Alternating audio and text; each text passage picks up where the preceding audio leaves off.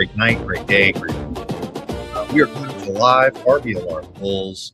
Hope you all are enjoying the show, enjoying some USF athletics because it's been it's been a lot. There's been a lot going on at the USF, the University of South Florida. Thank you all for tuning in. If it's your first time tuning in, feel free to hit that like and subscribe button. We got a lot to talk about. Baseball's in full swing, men's basketball, women's basketball. The football schedule has been released, and as well as some other sports that we'll touch on briefly as well. Because man, USF athletics, man, it never stops. There's no off season. And before we get too far into it, I need to introduce my wonderful co-host joining us today, Mr. Jonathan Shields. How are you doing today, my friend? I'm great.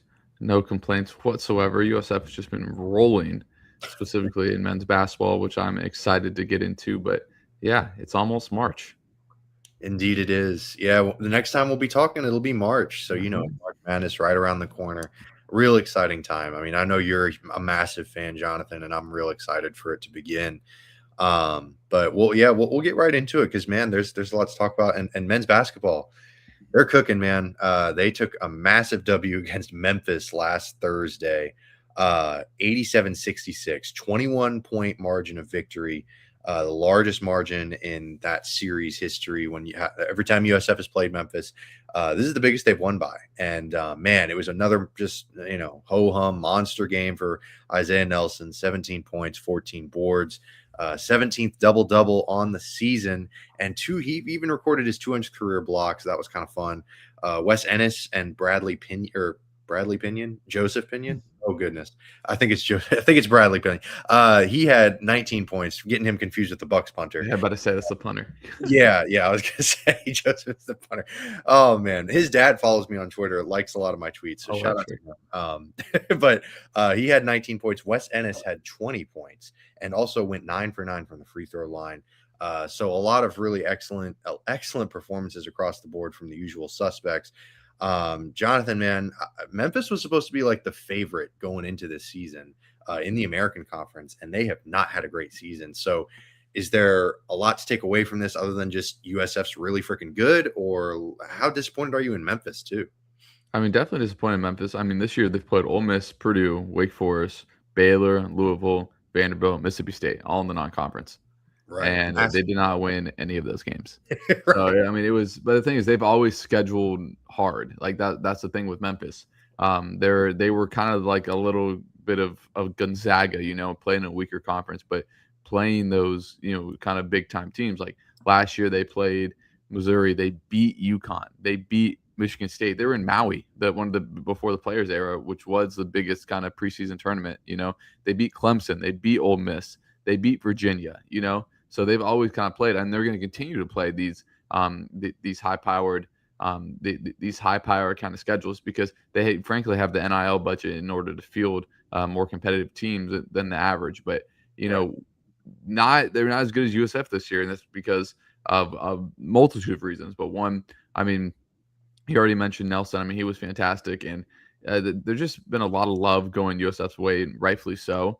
The way they play is just so difficult. The way that they can just barrage you with threes, right? But they're not one of the one difference that they have from Alabama is that Alabama shoots a ton of threes, but they don't play any defense. USF can really guard, right? And we're going to talk about the Rice game in a second. You saw that in the Rice game, mm-hmm. And that's what makes me excited for USF come March. And like you said, I love March Madness. I'm a big fan. One of the best guys I covered is this guy named Evan Mia on Twitter. I'm sure you've seen some of his stuff. He does like the trapezoid of excellence and a lot of that stuff too.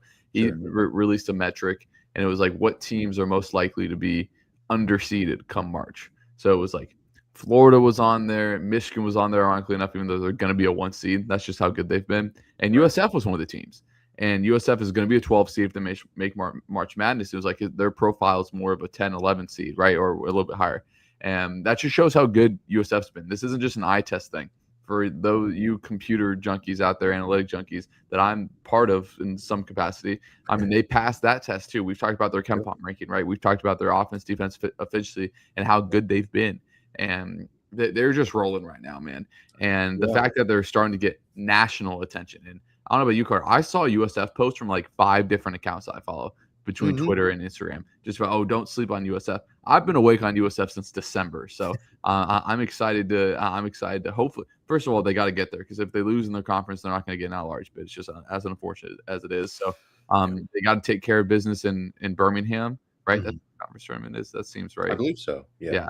And my boy Rich Holmberg's on the call for that. I think that's why he told me. But so that they just got to go there and take care of business, and then they're going to be a tough out in March. And there's a chance that they could play in Tampa because Tampa is hosting March Madness this year. So just imagine how crazy that would be. But we've talked about this multiple times. Just the turmoil that this program has been through. Maybe turmoil is not the right word, but just I guess tragedy is a better word that this program's been through the last 2 years or I guess year and a half, and where they are now. I mean, you put that on any team, much less a mid-major team in this era. I mean, could take years to come out of it. This took months, just fantastic job first by the USF AD and then transition on to the coach and obviously all the players. Yeah, man. I mean, they've had, like you said, just some real tragedy and some really horrible things. And it's, like I said, it's tough to bounce back from that. Most programs definitely would not have been able to make this kind of turnaround so quickly. And yet here we are, they're on the verge of potentially winning this conference in Coach Hodgson's first year. And it was his 100th game this past weekend, or that Memphis game was his 100th game, and it was great. Really tremendous turnout, season high attendance. Yeah. It was really fun, And speaking of that defense, we'll get to it with Rice too, because that was a ridiculous performance defensively there. But Memphis didn't have a field goal over the last 7 minutes. They didn't hit a shot, So it was really impressive. The last 7 minutes of the first half, I should say. The last 7 minutes of the first half, they didn't make a shot. So it was really impressive overall performance, and it was sort of a microcosm of the season as a whole.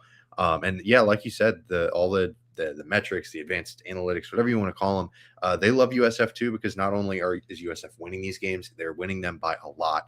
And that brings us to Rice, where they were on the road and I know, don't play with food or don't lose to food, blah, blah, blah. But they beat them 75-56, so a 19-point victory. And that was their 20th win mark, only the second time ever in the regular season. And on the road and holding a team to 56 points in Division I basketball is really just bonkers stuff. Yeah. Really impressive. They also tied their school record, 8th road victory of the year. It was their 6th straight win overall. And Isaiah Nelson, just harping on him. Player of the year in the conference. Yeah, he's going to be in some really interesting conversations in terms of end of year awards. He normally goes to the best player on the best team, Yeah, I mean he's got a real argument, and he had another outstanding performance: 24 points, 8 boards. And Pinion, he had another great night too. He had 15 points, and then Isaiah Jones, a little bit of an unheralded man off the bench, but he had 11 off of the bench, and it was arguably his best conference game up to this point. So it was really fun. And Pinion and Ennis, with that game, they managed to both they have combined for 85 plus 3-pointers in a single season, which is the first duo in USF history to do so. But the story of the game, obviously, these are kind of some fun side points, but the story of the night was really the defense. Just some insane stuff, forcing 23 turnovers, 17 steals overall. They dominated the paint 38-8 in terms of point in the paint totals. So it was really impressive stuff because it wasn't a great shooting night for USF. They kind of struggled from deep, which is sort of their bread and butter sometimes, and yet they dominated this game. So Jonathan, when you're not hitting from deep, how important is it for those other aspects of the game, specifically defensively, to sort of step up and take the charge, especially when you're playing an inferior opponent? Yeah, I mean, it's huge. And if you tell me in any game that Wes Ennis is only going to hit one shot and go 1 for 11 or whatever he went from the field, yeah, I mean, you're going to expect to lose, much less win by 20. We talked about, I think it's when we were talking about Tulsa, when we were talking about that they hit like 15, 17 threes in one of the games. It was one of the teams, and obviously that happens maybe once a season. Sure. That's the same with USF getting 17 steals. I mean, that is an astronomical number. I'd be interested to see where that ranks. I mean, I'd put money that that's the highest this season. I bet that might be the highest the last 5 years. I mean, that is an astronomical number. I mean, just to put it into comparison, so they had 17 steals. Cam Carroll, the point guard for Rice, had 7 turnovers. Just had him Poor fellow. in absolute prison. I mean, that is just yeah. So to put in comparison, they only had 6 against Memphis.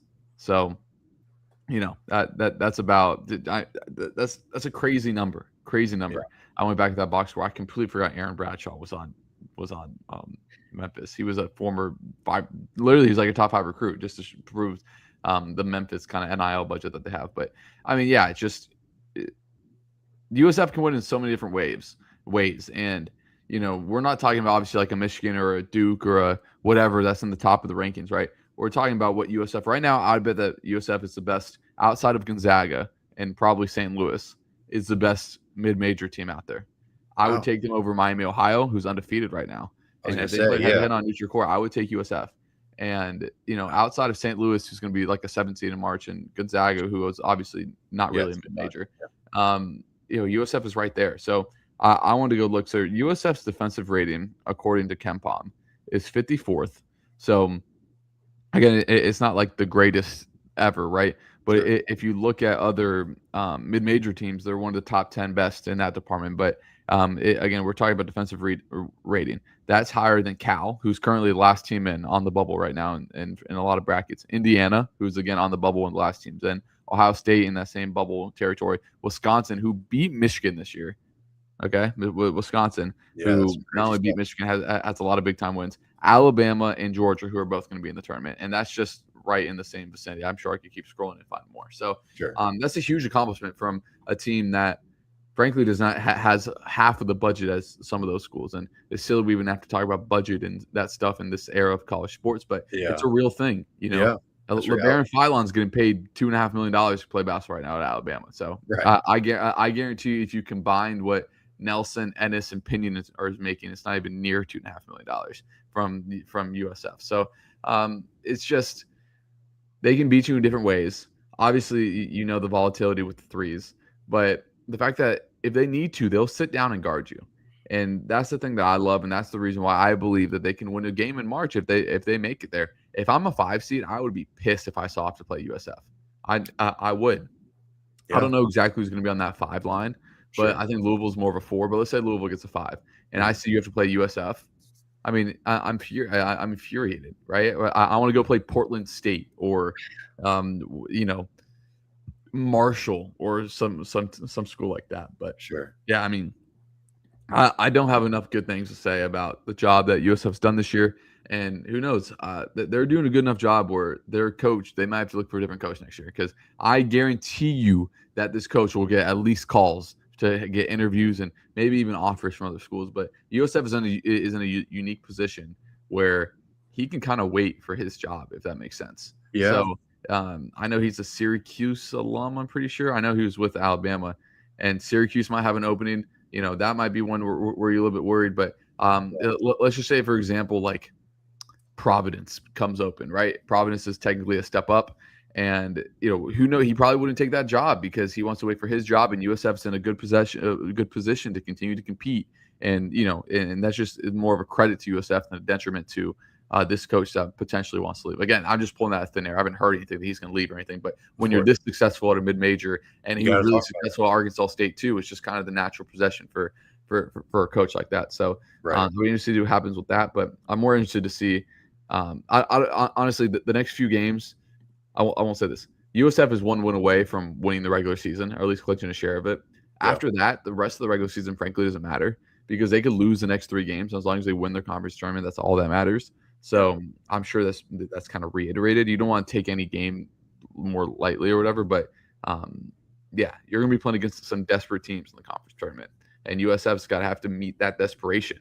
And they're one bad shooting night from their season ending. And that's what's kind of scary, because this has just been a magical run from this team. Yeah, man. I mean, when you win 6 games in a row like this, sort of toward they're getting hot right at the right time. When you win 6 in a row at this point of the season, that's just such an impressive run. 9 of 10 too. It's 6 in a row, but it's also 9 of 10. I mean, like they've only lost. It's been just perfect fit for the right time to go on a run like this. And I mean, you mentioned it. They've got a chance to win or at least clinch a share of the regular season title this Sunday against Tulane. They're playing at home. against the Green Wave. And Tulane, man, they've had a bit of an up and down season themselves. They're 8-7 in conference play. In their last game, they took a 34-point home loss to Tulsa. Tulsa is obviously probably the second best team in the American Conference if you consider USF the best. And yeah, so it's going to be interesting. USF took care of business against Tulane earlier this season. And it's the same people as last time that we talked about. Rowan Brumbaugh, their star guard, he's averaging almost 20 points a game, 18.4. He's the main focus. They play very up tempo style. They've also got Asher Woods. He's got 13.2 points per game, and then Curtis Williams Jr. He's averaging a couple triples per game, so he's sort of their floor spacer, if you will. But Tulane really struggles on the boards. They are really vulnerable in that area, and that's where Isaiah Nelson and Collins coming off the bench. USF's got some bodies that can really take care of business on the interior, especially when it comes to crashing the boards. And USF plays so hard. It's not even just Nelson; it's everyone. They all box out, they all crash the glass. So that's going to be kind of interesting. And if they continue that defensive pressure that they had against Rice, obviously 17 steals, like you said, Jonathan, probably unrealistic to expect them to recreate that. But they could do something. They could do some really interesting things, because Tulane kind of floundering. They're not really playing for a whole lot other than pride, obviously, because their season has not gone to plan, so to speak. So yeah, I don't know what goes into a game like this when it's high stakes, that if you win this game, you can kind of coast the regular season. What goes into one of these matchups if you're going into this game? Yeah, I mean, your preparation shouldn't change, if Sure. that makes sense, right? You got to treat every game as the same. Like, Tulane is no different than Rice, and when they play Memphis after that, it shouldn't be any different than Tulane, right? And it just kind of goes from there. So especially at home, I have a hard time seeing USF losing this game. Yeah. But it's one of those things. It will be on the first day of March, so technically anything can happen. But their big thing, we've talked about this ad nauseum. If they take care of the ball, they're gonna be really hard to beat. One, because if they have really good shooters, so the more shots they get up, obviously it sounds dumb, but the more chances it has to go in. Then you talked about Nelson. He can be right there on the O boards. Tulane doesn't have a guy that averages more than 5 rebounds a game, so that just kind of plays right into USF's hands. I think this is a really good matchup for USF, a really bad matchup for Tulane. I mean, this might be the worst matchup in the American for Tulane. So hopefully they take care of business, because I know coaches that say that, especially I guess more in power conferences, when it doesn't matter if you have to win your postseason tournament to get in. But I've heard coaches say that they care more about winning the regular season title than the tournament title, because the regular season is a 2.5 month just gauntlet, and to say you're the best team to come out of that, it's a really big deal, more than just getting hot for 3 games in the conference tournament, right? So this is just a huge accomplishment if it can get done. And then, do they clinch it outright, or at least a share if they win on Sunday? I think they just outright win. I could be wrong about that. Let me look this up, because that's a good question. I'm pretty sure they outright win, though, because I think Tulsa is 11-5 in conference, so they still have an extra game, or USF still has a game on them. So Tulsa only has 2 games left. USF has 3. So hypothetically, if USF wins, they'll be 13-3. Tulsa will be 11-5. So they'll at least clinch a share. And if they win 2 of the next 3, they'll clinch it outright.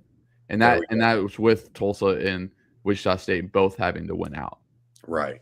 Yeah. And that's going to be tough, obviously. I mean, conference play is always difficult, especially for a couple of teams like that, who USF's kind of been, barring obviously those close losses to UAB and Wichita State and a few others here and there, but they've been pretty on fire in conference play. So, I mean, as the record kind of shows. So, it shouldn't be an issue at all for them to kind of cruise to this regular season title. Of course, never say never. Some crazy stuff could happen, but regardless, it should be a really fun game this Sunday against Tulane. It's at home, and it should be a lot of fun. And then the senior night against Charlotte is going to be really cool too. They also take on Memphis again in between now and then. So those are kind of to round out the regular season. But the March 11th, that's when that AAC tournament starts, and should be really fun. Men's basketball, man, they're on a heater right now. and it should be a lot of fun. So definitely stay tuned in for that, and we'll keep talking about it because this Sunday game is going to be huge, and we'll talk about it next week. But moving on to women's basketball, because they also had a really impressive victory from this past week, crushing FAU at the Yuengling Center. Now they're 10-5 in AAC play, but breaking down the game more in depth, Carla Brito, she had another double-double, 6 straight, 10 points and 14 boards. She's tied for 5th on the USF all-time rebounding list. She passed Dulcie Frankman, and then Laura Maputo. She was also scorching, 8 of 10 from the field, 17 points total. Only played 21 minutes because this was kind of a not really much of a game. And then Eden Battle, she also had 16 points, also contributed 6 rebounds too.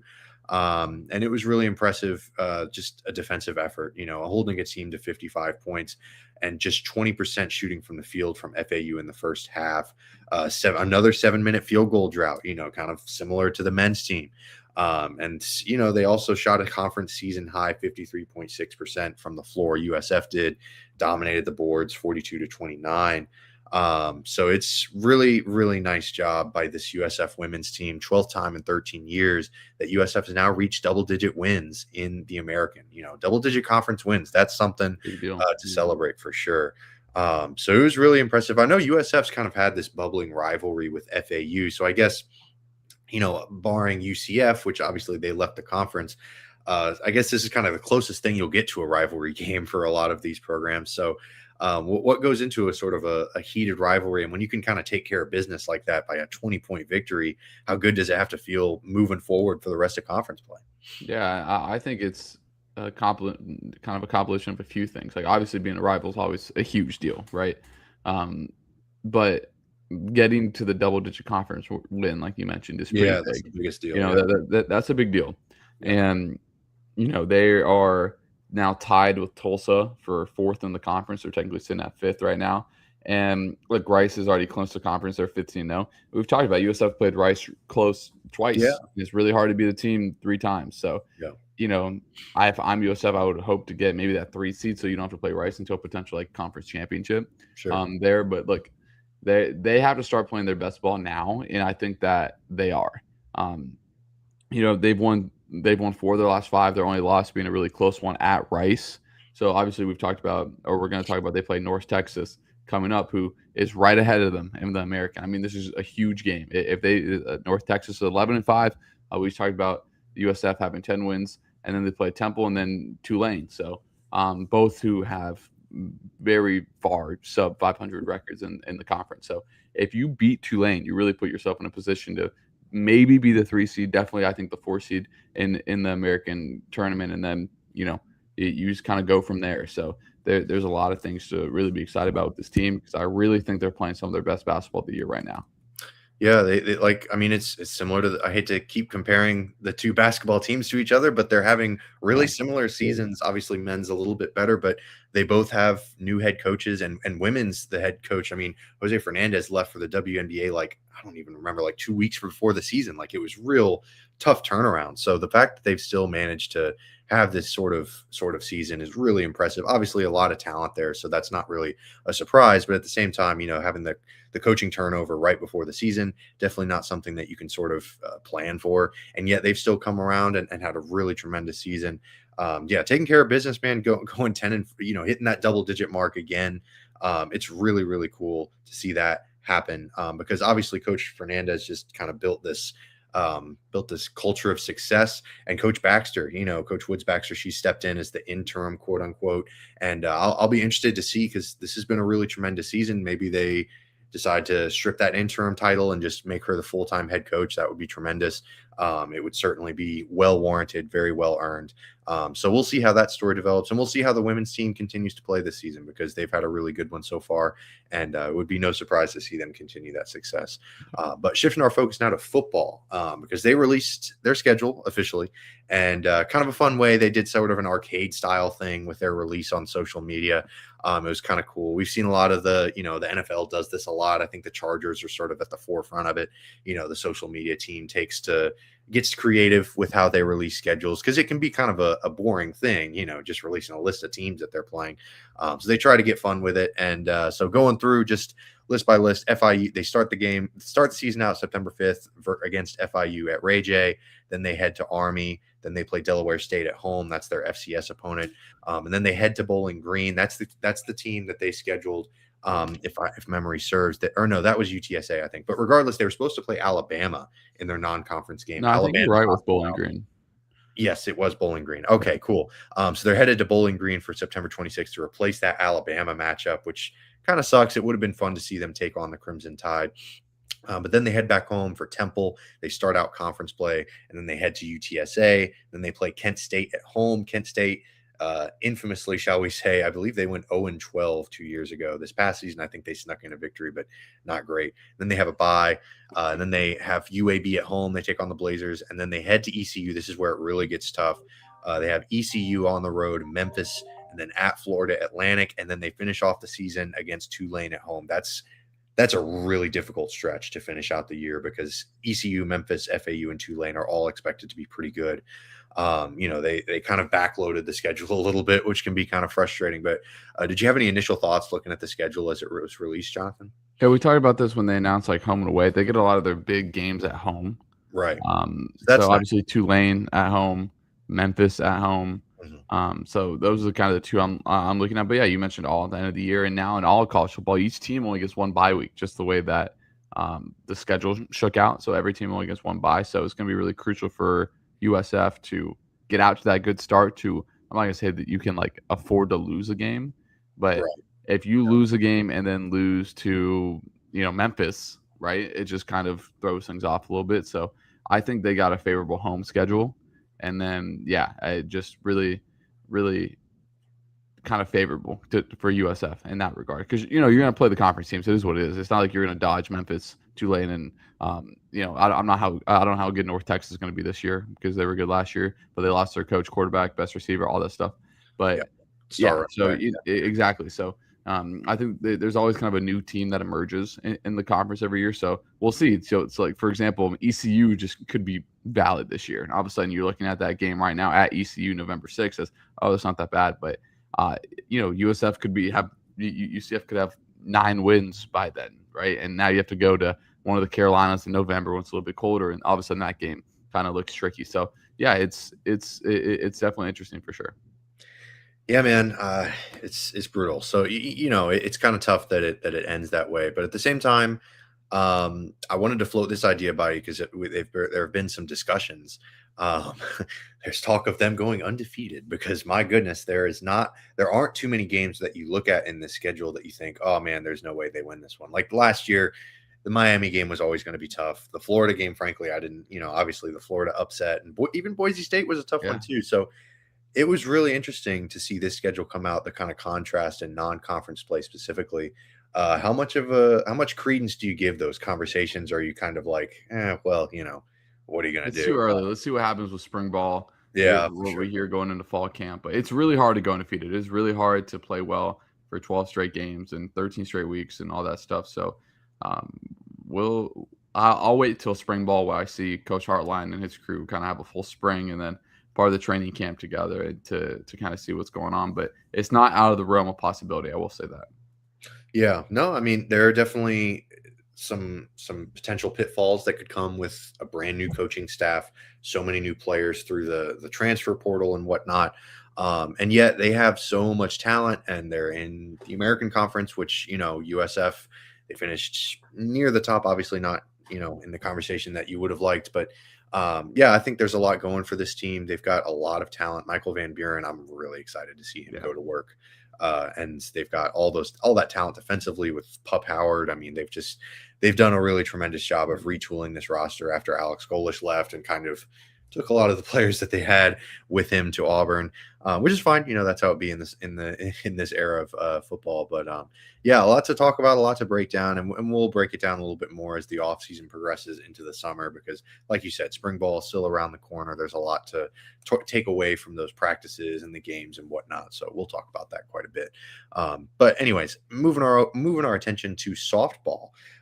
They had the USF invite this past week, and they did a tremendous job. They were really on fire. They ended up going on a 7-0 perfect stretch. much much because of Alex Wilkes. She was hitting some bombs. She had 4 straight games with a home run, and AAC gave her Player of the Week. It was really impressive. She was dealing. She was just doing a great job at the plate. They took down St. Joe's 6-2. They took down a really tough Morris squad 3-1. Morris is a tourney level team, so that's really impressive. They also cruised past Boston College 7-1. And then, it was just really impressive stuff. And then it kind of came to a massive halt against Indiana. They took an 11-1 loss, but Indiana, that's a tough one. But March 10th, coming around the corner, and they are going to take on the Czech national team right here in Tampa. So that's kind of fun. But first, this weekend, they're taking on Alabama in the Crimson Classic. That'll be this weekend, starting today, actually, through Sunday. Alabama, number 5 team in the country, so that should be really fun to watch. Coach Erickson lead that team against those folks, because, man, Alabama, they're just good at everything, man. It's kind of tough to see, but should be a lot of fun. So any thoughts on the softball team, or are you just kind of excited to see this season continue to play out? Yeah, I mean, a little bit of both, obviously. It's cool that, and I see some college teams, baseball teams play national teams too, so that's always pretty cool to see. But yeah, I mean, I'm always interested to see the realm of USF sports, because I mean, they're pretty well rounded. We've talked about all of their sports, and it's not like, oh, in this sport they're losing record, and not just 11-12, like you know what I mean. Just the USF doesn't have any bad lot or bad teams, right? For sure. And I don't think the softball team will be bad. I don't think the baseball team will be bad. And it, just kind of goes on from there. So, yeah, I mean, it's good that they're off to a strong start, and I like that they're creative with their scheduling with the team, like with the national team they're playing. Yeah, I mean, the national team, and then Alabama this weekend. Yeah, it's going to be really, really fun to watch this team do their thing as the season progresses, and we'll keep you all in the loop. We'll be talking about them every week. But mentioning just to close out the episode, I did want to give a shout out to the baseball team as well, because my goodness, they had a heck of a weekend. They took on Georgia Southern in a series. The first game, it was a little bit of a close matchup, but they ended up taking a 9-7 win home. That brought them to 5-1 on the year, 5-1 on the year. But then Saturday was when it really got crazy. They dropped 29 runs on the Eagles. Man, their old scoring mark was way lower than that. It was a program record for that. And then they swept them. They had a walk-off sack fly too. It was a gritty 4-3 victory. So that got them to 7-1. It was their best opening stretch since 2017, and that was a really historic year then. So if they have any type of season like that 2017 squad, it'll be great. Unfortunately, Tuesday, kind of a speed bump. They went to Daytona to take on Bethune-Cookman. Took a 4-3 loss, but still really fun. 7-2, and this weekend is probably the biggest games of the season. They're going to head to Orlando for the War on I-4. They're getting to play UCF, and that should be a lot of fun. So it's really outstanding, and we'll see how the season progresses, because this baseball team's got some talent on it, and they're off to a really hot start. So should be a lot of fun. But thank you all for tuning in. Really appreciate you all for listening. Like I said, hit that like and subscribe button. Give us a follow if you wouldn't mind. If you liked what you heard, want to stay in tune with the USF Athletics. Thank you to my wonderful co-host, Mr. Jonathan Shields, for making my job incredibly easy. Good gracious grammar. See y'all next week. But until then, and as always, go Bulls. Go Bulls, baby.